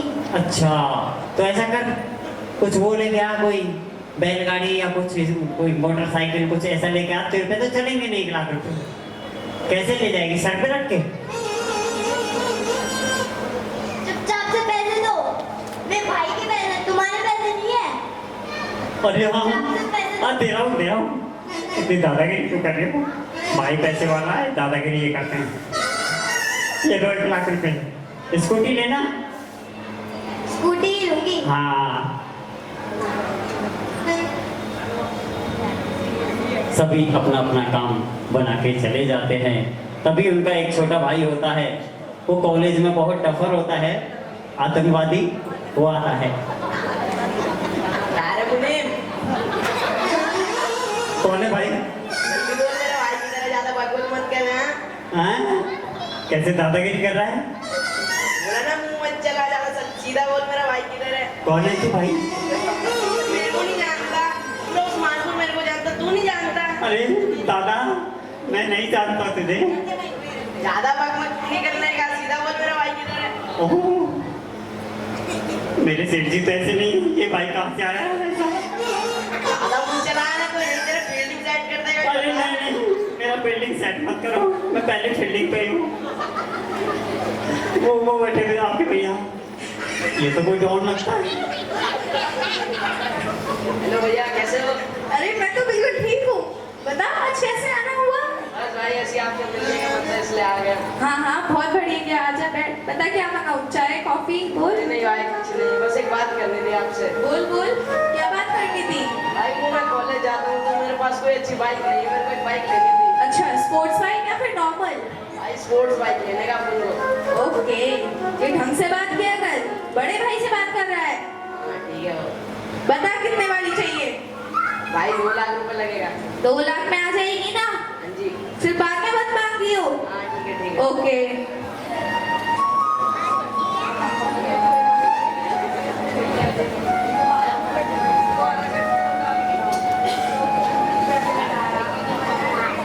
Thank you. 2,50,000 है, इंश्योरेंस वगैरह सब ले लियो ढंग से। ठीक है। ढंग से बात किया कर। ये क्या है? पैसे निकाल के दे। पैसे निकाल के दो। कौन सी क्लास में पढ़ता है तू? तुझे बोला ना ज्यादा बकबक नहीं करने का।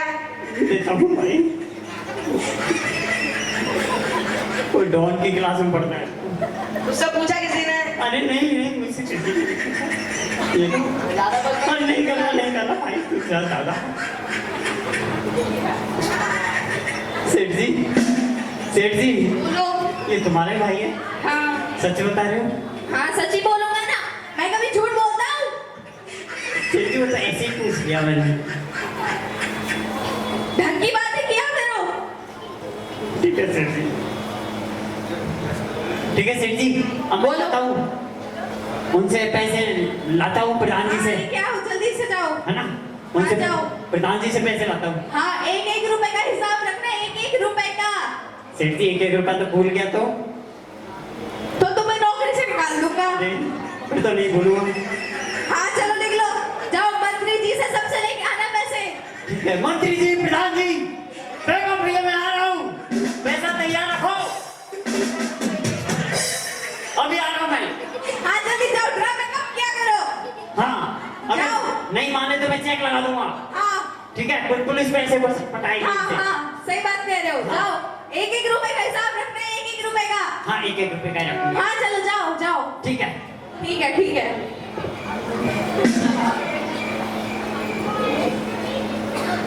और इधर मदन अपने ऑफिस में काम कर रहा है, तभी एक साधु गाता हुआ आता है कुछ।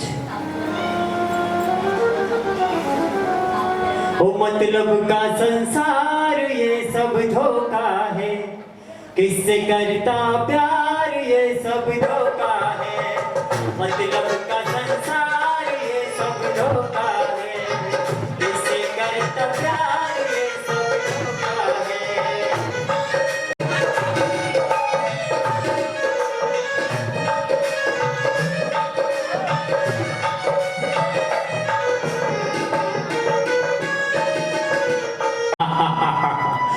तुम मोह माया में है, जिस दिन तुम्हारी आंखें खुलेंगी तुम्हें पता चल जाएगा कि मतलब का संसार क्या है। क्या बात कर रहे हो? मेरी आंखें खुली ही तो है, पर कब है? अभी मोह माया में डूबी हुई हैं। मोह माया से बाहर निकल के देखो, तुम्हें पता चलेगा कि मतलब का संसार। झूठ क्यों बोल रहे हो? अच्छा चलो एक शर्त लगाते हैं, अगर आप जीत गए, अगर आपकी बात सच निकली तो मैं आजीवन आपका शिष्य बन के रहूंगा। देख लो बालक, वचन पे रहना। मैं भी तुम्हें वचन देता हूँ कि मैं तुम्हें साबित करके दिखाऊंगा कि मतलब का संसार क्या होता है। अरे ऐसा कुछ नहीं है, चलो बताइए आप बताइए मुझे उसके लिए क्या क्या करना होगा। ठीक है, मैं जैसा कहूँ वैसा करना। जी फिर बिल्कुल। तुम्हें मैं दिखाता हूँ कि मतलब का संसार क्या है। जी बताइए क्या करना होगा मुझे। आपको अभी घर जाकर झूठ मूठ का ढोंग करके अच्छा किसी भी बहाने से कुछ क्षण के लिए आपकी सांसें रोकनी होंगी। अच्छा फिर मैं वहां पर आऊंगा और तुम्हें बताऊंगा कि मतलब का संसार क्या होता है। जी बिल्कुल, मैं अभी घर जाता हूँ। ठीक है। ओ मतलब का संसार ये सब धोखा है, किससे करता प्यार ये सब धोखा है। और मदन को इस बात की परीक्षा लेने के लिए मदन अपने घर पे जाते हैं और घर पे जाते ही झूठ मूठ का ढोंग करते हैं। अरे माँ सुनिए, मेरे पेट में बहुत ज्यादा दर्द हो रहा है। मदन बेटा माँ, क्या हुआ? मदन क्या हुआ? सुनो सुनो देखो मदन को क्या हुआ? मदन बेटा क्या हुआ? क्या हुआ बेटा? क्या हुआ? मोहन मोहन जल्दी आओ देखो मदन, जल्दी बुलाओ डॉक्टर को। मदन को क्या हुआ?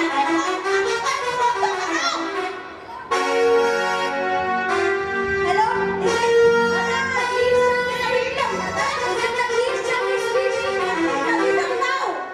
हेलो, तकलीफ चंद डॉक्टर तकलीफ चंद स्पीकिंग।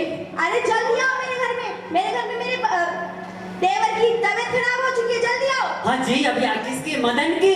हाँ मदन की। हाँ मैं फैमिली डॉक्टर हूँ, बहुत ही अच्छे डॉक्टर हूँ, मैं भी आता हूँ। अरे सुनते हो, जल्दी कॉल करो, जल्दी बुलाओ डॉक्टर को। अरे बुलाओ, जल्दी आ जाओ डॉक्टर। हाँ अभी आता हूँ।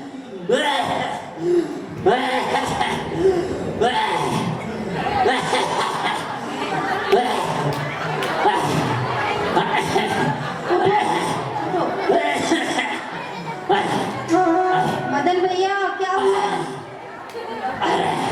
मदन आगे कौन है? मदन भैया देखो देखो जल्दी से, मेरे देवर को क्या हुआ?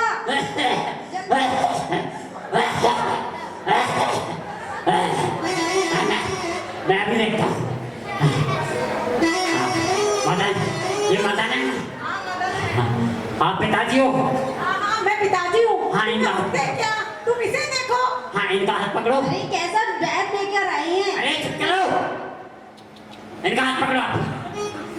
आप इनका हाथ पकड़ो, आप इनको पकड़ो, आप इनको पकड़ो, एक दूसरे को पकड़ो सब लोग। क्या हाँ। बोल रहे हैं? हाँ। हमें पकड़े, हमें इन्हें कैसे पकड़। पकड़े? इनका हाँ। इलाज करें ना। अभी देखता हूँ। अरे अरे अरे मेरे बेटे को देखो ना। हाँ। अरे बेटे को ही तो देखना हूँ। ऐसा देखा जाता है। जो नीचे लेटे हैं, उनको देखो ना। अरे तुम्हारा ब्लड एक ही है ना, खून एक ही है ना सबका। अरे तो ऐसे क्या? तबीयत तो इतनी खराब है। अच्छा ऐसे करना है क्या? चलो आप साथ बैठ जाओ, हटो। ये किसने बुलाया है? अभी देखता हूँ। छोटे वाले छोटे ने बुलाया है। कहाँ से लेकर आए? फैमिली डॉक्टर है। अरे ओहो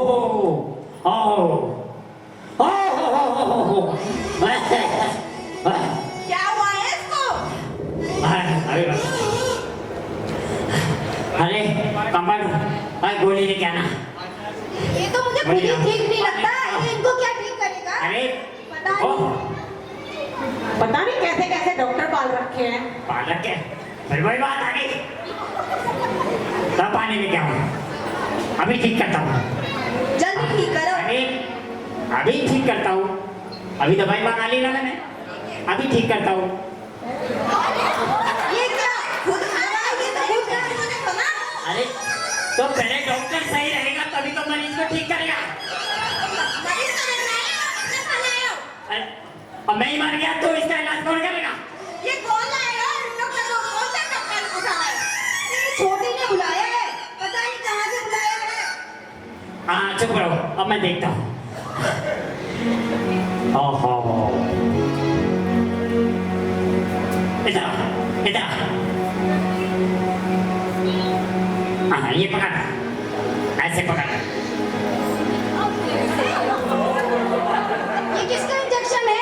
अरे इंजेक्शन लगा रहा हूँ। ये तो किसी गधे घोड़े का लग रहा है। अरे नहीं, ये इंसानों का इंजेक्शन है। और ये कौन सी दवाई दिल लगा रहे हो? अरे भाई दूसरा डॉक्टर बुलाओ, दूसरा। अरे चुप करो, डॉक्टर तुम्हारा मैं। ये कहाँ से पकड़ लाए? डॉक्टर कौन है? मैं हूँ। डॉक्टर तो तुम ही हो। तो बस चुप रहो, पिताजी मैं इलाज करो। बहुत ज्यादा बड़ा बड़ा कर रहे हो। जल्दी इलाज करो। मैं मेरे देवर का। मैं इलाज कराऊंगा, हाँ जल्दी करो। पहले तुम चुप करो। हाँ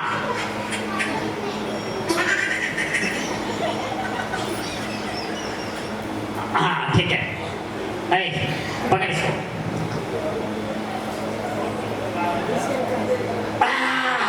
ये क्या कर रहे हो? मदर के इंजेक्शन लगाना था, अपने असिस्टेंट के इंजेक्शन लगा दिया। मैंने लगा दिया तुमने। अरे तू बीच में क्या? आपको पकड़ा था मेरे साथ, तो पकड़ा था मरीज को। मरीज को तुम पकड़ा था। लोगों के चक्कर में मेरा भाई। अरे भाई संजीव को अपना बुलाया। अरे रुको, बैठ जा, बैठ जा। ये तो सही। मेरी दवाई और खराब करवा दी। वैसे हिसाब से देखा जाए तेरे लिए ये इंजेक्शन।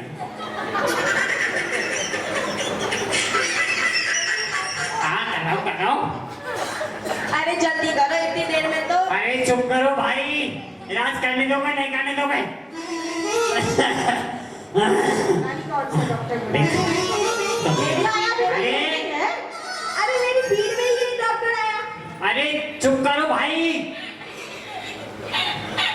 ये मुझे और मार देंगे। पहले मरीज हूँ। मुझे अरे वैसे छोटे ये कहाँ से ले गए? ये खुद अपना इलाज ही कर ले, वही सही है। अरे इसका क्या इलाज करेगा? अरे तो मैं क्या करूँ? मेरी भीड़ में यही आया। अरे देवियों, मुझे जिंदा रहना है अभी। ऐसा करते हैं, तबीयत ज्यादा बहुत खराब है, ठीक है? ये बचने वाला नहीं है। अपनी बोरी बिस्तर बांध, ठीक है? मैं तब तक इनको बहाना लगाता हूँ, ठीक है? क्या क्या कह रहा है ये? और सुनो, हाँ, अरे तुम में से पढ़ा लिखा कौन है? सुना क्या कुछ? अरे कुछ नहीं सुना। छोटे तुम लिखो, ये क्या बोल रहा है जरा देखो, कौन सी दवाई लिखवा रहा है ये? पढ़ा लिखा कौन है? हाँ सब आप पढ़े लिखे हैं। हाँ हाँ लिखो, दवाई लिखो। छोटे लिखो। हाँ दवाई लिखो। 4 बांस। अरे डॉक्टर तुम है? डॉक्टर तो चुप करो, मैं दवाई लिख रहा हूँ। अजी सुनते हो? मुझे तो ये कुछ और लग रहा है। अरे देसी दवाई है, देसी दवाई, देसी दवाई। ये क्या- कैसी देसी दवाई है? आप भी बोल गए क्या? अरे देसी दवाई है। ये मेरा भाई है। अब वो तो मुझे पता है, आप मदन के बड़े बड़े भाई है ना? अरे सुनो, 4 बांस, थोड़ी सी घास। हाँ अरे देसी दवाई बना रहा हूँ, देसी दवाई, देसी दवाई। तो ये घास किस लिए? बन जाओ डॉक्टर, मैं तो चला। अच्छा अच्छा डॉक्टर इलाज करो। हाँ, थोड़ी सी घास, एक मटकी। अब मटकी किस लिए? अरे, मटकी में दवाई कूटने के लिए, दवाई पीसेंगे ना उसमें। केवे दवाई कूटी जाती है। आपका माइक बंद हो गया। ये डॉक्टर, अगर मेरा भाई ठीक नहीं हुआ ना तो तू सोच लेना। तुझे देख के तो वैसे डर लगता है, तू दादा है ना कॉलेज का। जल्दी इलाज कर। लिख ली। और एक 2 किलो रुई। रुई किस लिए? अरे रुई नहीं चाहिए, फोया बनाने के लिए, फोया बनाते हैं रुई का, उसके लिए रुई लिख ली, है ना।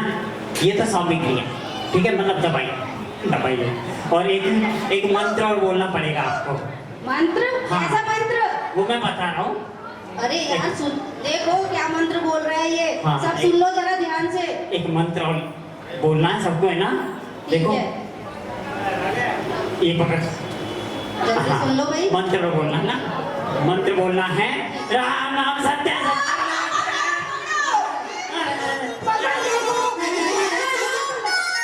मुझे लग ही रहा था कुछ ताल में काला है, ये डॉक्टर कुछ नहीं है। देखो, अरे भाई दूसरे डॉक्टर को बुलाओ। कोई करो आप।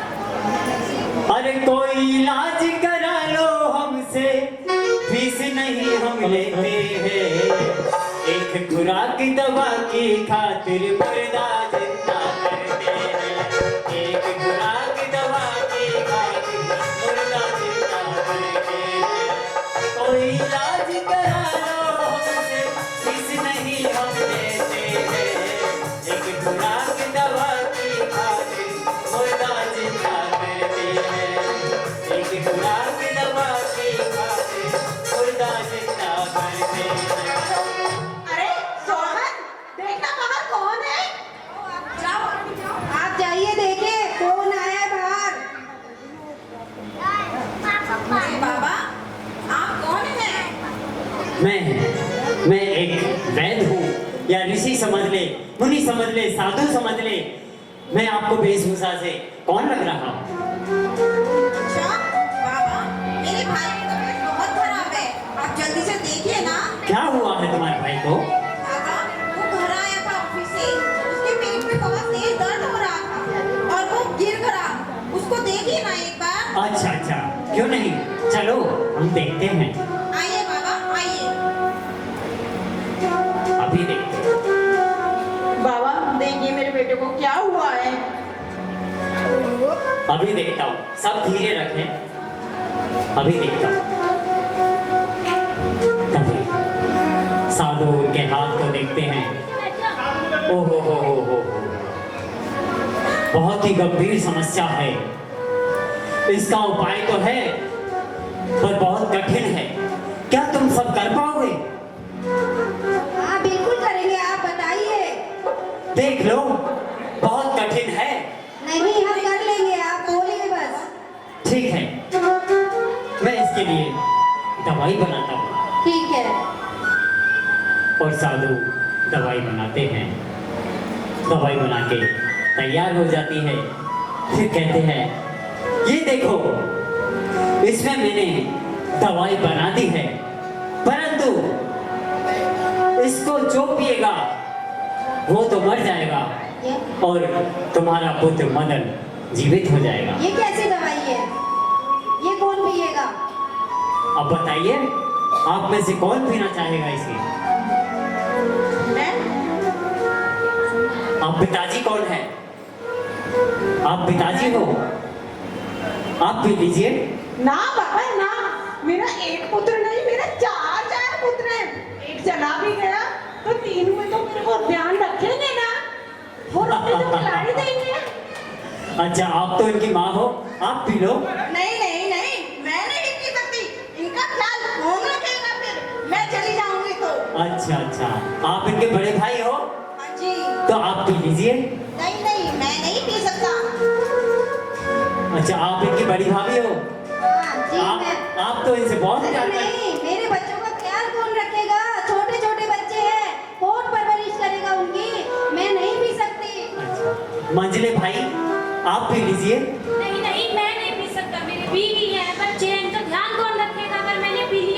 अच्छा, तो भाभी आप भी लीजिए। अरे नहीं नहीं, इनको रोटी पानी कौन बना के देगा, मेरे बच्चों का ख्याल कौन रखेगा, मैं नहीं पी रही। अच्छा, अरे इनके छोटे छोटे भाई आप भी लीजिए। नहीं नहीं, मुझे तो अभी बहुत पढ़ाई करनी है, मैं नहीं पी सकता। अरे छोटी बहन आप भी लीजिए।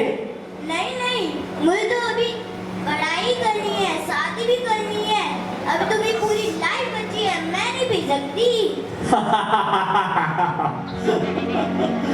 अगर आप सब कहे तो इसे मैं पी जाऊं तो? हाँ पी लो। सभी लोग कहते हैं हाँ पी जाओ बाबा, पी जाओ बाबा, आप पी जाओ, आपके आगे पीछे कोई नहीं है।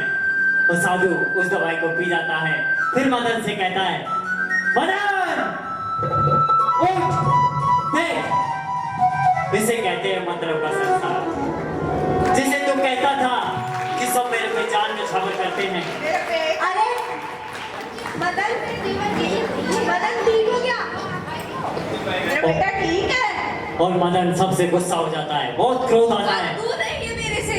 क्या हुआ बेटा? माँ आप तो बात ही मत कीजिए। आप हमेशा कहते रहते थे ना कि मैं आपका लाडला बेटा हूँ, तो क्यों नहीं पिया आपने वो दवा? बेटा बेटा ऐसा मत बोल बेटा। पिताजी आप तो दूर ही रहिए। बेटा ऐसे गुलामी नहीं होते बेटा।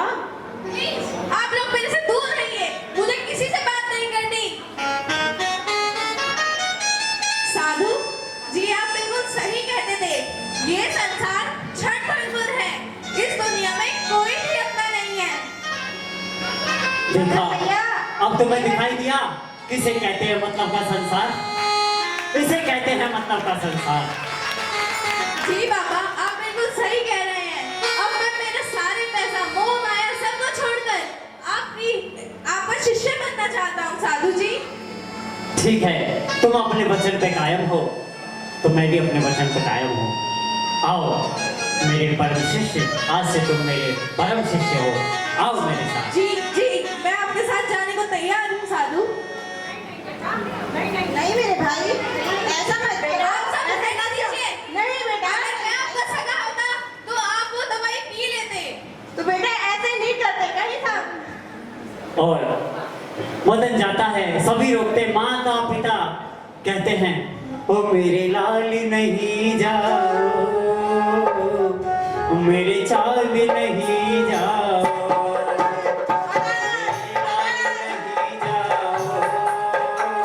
मेरे चाल नहीं जाओ, सौगंध तुम्हें मेरी, मुझे इतना ना तड़पाओ, मेरे लाल नहीं जाओ, मेरे साथ नहीं जाओ, मेरे साथ बिना भगवान की।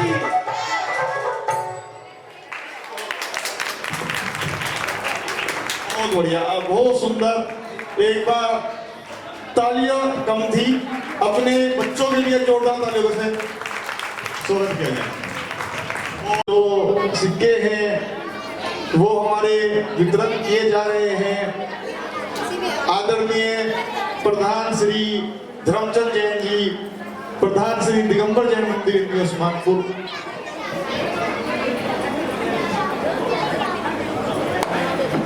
देखिए अभी अभी सूचना आई है, कल जो नाटिका दिखाई जाएगी उसका नाम है नेमी का वैराग्य। कल नेमी का वैराग्य की बहुत भव्य नाटिका का मंचन है किया जाएगा। तो सभी से निवेदन है आप सब आइए और अपने इष्ट मित्रों को, अड़ोसी पड़ोसी को जरूर लेके आइए। नेमी का वैराग्य 10-12 पात्र हमारे अशोक भैया कह रहे हैं, इनको कल जरूरत है। तो जो भी महानुभाव अपनी हमारी माताओं में, पुरुषों में, बच्चों में, बालिकाओं में जो भी बनना चाहते हैं वो आके संपर्क कर सकते हैं। हाँ जी करते हैं। पहला टोकन निकाले जी। देखो भैया पता क्या एक बात है, जब तीर्थंकर भगवान का जन्म होता है ना तो रतन वृष्टि होती है। क्या होती है? रतन वृष्टि होती है। तो ऐसे जब तीर्थंकरों की पूजन होती है ना तो रतन वृष्टि होती है। प्रमाण चाहिए तो हो रही है, देख लेना भैया। सुबह भक्ति चलती है और सुबह शाम दोनों टाइम रतन वृष्टि होती है। हाँ पहला नंबर। पहला आज का जो टोकन निकला है वो टोकन नंबर 59 चेक कर लीजिए, आ जाइए। आज के 59 दे दो भैया। मेरा पदमचंद जी से निवेदन है कि कृपया मंच पे आ जाइए। हमारे अनिल जी जो आज के मुख्य अतिथि थे वो भी मंच पे आ जाइए। प्रदीप जी हमारे 70 मंच जोरदार। पे आ जाइए। कार्यकारिणी के जितने भी पदाधिकारी हमारे मंच पे आ जाइए। 38 और 41 37 38 37 नंबर 38 नंबर और 41 37 38 है 41 हो गया 38 नंबर 38 346 नंबर 27 नंबर 346 नंबर। दो बच्चे और आ जाए नीचे से, एक बच्चे और भेज दो, टुकड़े हुए बेटा जाओ। 343 343 पहले 27 नंबर हमारा मंच पे ही है, हम पहले उनको दे दे। 67 है 65 65 नंबर आ जाओ, जाओ 65 नंबर। 351 नंबर। आज तो पुरुषों का भी पुण्य चल रहा है। 351 344 344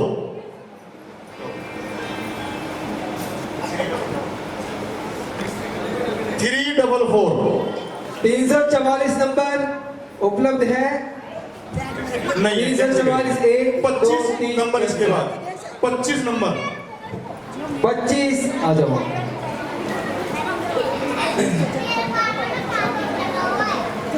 360 नंबर 360 360 1 2 3 कैंसर। 349 349 आ जाओ। बच्चा ये बच्चे को भेज दो, आ जाओ बेटा। ये प्यारी सी गुड़िया जो है ना, ये आ जाएगी 2 छुट्टियां वाली। हाँ कितनी प्यारी लग रही है इसकी छुट्टियां। 40 नंबर आ जाओ, ले आ जाओ। 40 नंबर 40 नंबर 40 40 नंबर है। 29 29 नंबर। हाँ 40 नंबर मुझे दो आपको नहीं। अच्छा 29 नंबर तो भैया। 29 66 66 नंबर आ जाओ। 347 347 347 347 मुझे दे दो भैया। 358 358 इधर बच्चे को भेज दीजिए। आ जाओ बच्चे, ऊपर आ जाओ, आ जाओ बेटा, आ जाओ। 358 नंबर 358 आ गए भैया। आ जाओ बेटा। जो बच्चे नहीं आए हैं वो मंच पे आ जाए एक बार कूपन निकालने के लिए।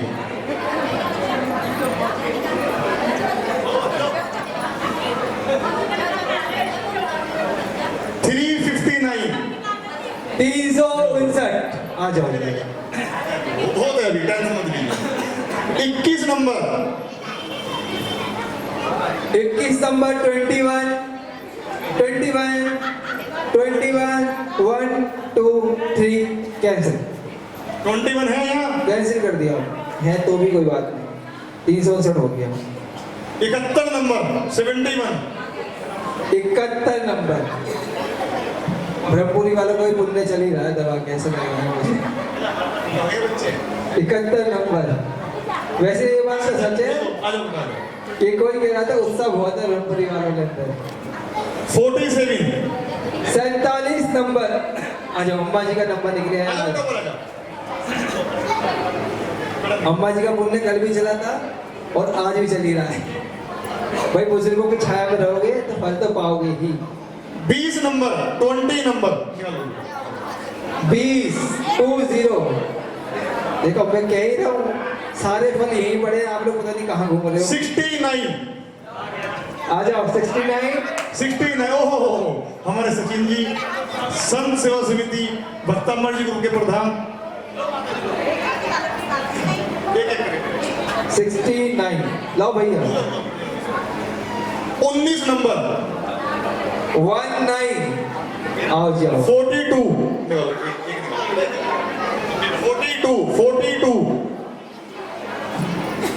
42 नंबर है किसी का? ओहो, पहले परमेश्वर फिर भाभी जी। 46 मैं चेक करूँ। 46 नंबर। हैं? मुझे नहीं पता किसका है, ये आप ले गए हो, आपका है। 46 नंबर। बेटा कैसे नहीं है? एक दो हाथ में बोलो। 46 नंबर है किसी का? 46 46 1 2 3 कैंसिल। 50 नंबर। अर्धशतक 50 नंबर। 51 नंबर। शगुन 50 किसका? आपका है? 50 50 नंबर दे दीजिए। 50 नंबर मिलाइए जी आप विवेक जी। 50 नंबर 51 भी आ गया आगे। बेटा और भी निकालिए, भी बोलो ऐसे नहीं। जब बोले तब निकालिए। आ जाओ। इतनी जल्दी भी हाथ में है हमारे, एक पता लगा खजाना ही खत्म हो गया, ऐसा होने वाला नहीं है। 356 356 और 39 भगत सिंह मोहल्ले वाला बोल। 39 39 39 नंबर। अरे ब्रह्मपुरी वाले आ गए फिर से। 48 नंबर। एड्रेस बताओ। 48 48 नंबर। 355 355 एक एक करके 355 आ जाओ। 357 नंबर। 355 357 62 नंबर। 62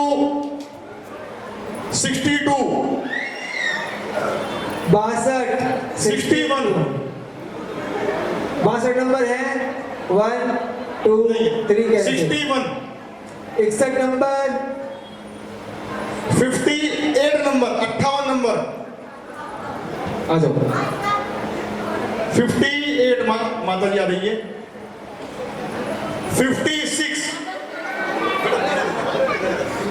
56 नंबर। देखिए 56 आज के जो सिक्के हैं वो हमारे आदरणीय प्रधान जी धर्मचंद जैन जी की तरफ से वितरण किए गए हैं। सुबह भी प्रधान जी की तरफ से थे और शाम भी प्रधान जी की तरफ से थे। 56 नंबर। और जो डेली विधान में बैठ रहे हैं उनको भी प्रतिदिन सुबह 50 सिक्के दिए जा रहे हैं। ऐसा नहीं शाम को दिए जा रहे हैं। तो इस कारण सब देखो सुबह जो बैठे डबल पुण्य मिल रहा है उन सबको। डबल भक्ति भी करने को मिल रही है, पुण्य भी मिल रहा है, गोवर्धन सानिध्य भी, सिक्के भी मिल रहे हैं, सब चीज मिल रही है। 354 एक सेकंड। 56 नंबर है। 1 2 3 कैंसिल। हाँ 354 तो बोला वो अवेलेबल है। ओके। 352 नंबर 352 और 43 मेरी नजर वही थी कि वो 43 नंबर क्यों नहीं आता। 43 43 26 नंबर। आ जाओ। 26 नंबर 26 नंबर। 53 नंबर 53 आ जाओ। 53 नंबर। 68 68 number 68 number. 68 68 ये नंबर मेरा था वैसे। 350 350 350 1 2 है 350 1 2 कैंसिल। 348 348 हाँ जी बाबू जी आ जाओ बोलिए, आ जाओ। वही सुनते कोई बात नहीं। देखिए अब अंतिम आखिरी देखते हैं किसका पुण्य जागता है। अंतिम आखिरी निकल चुका है। 45 नंबर। जय हो। बोला शांतिनाथ भगवान की जय हो।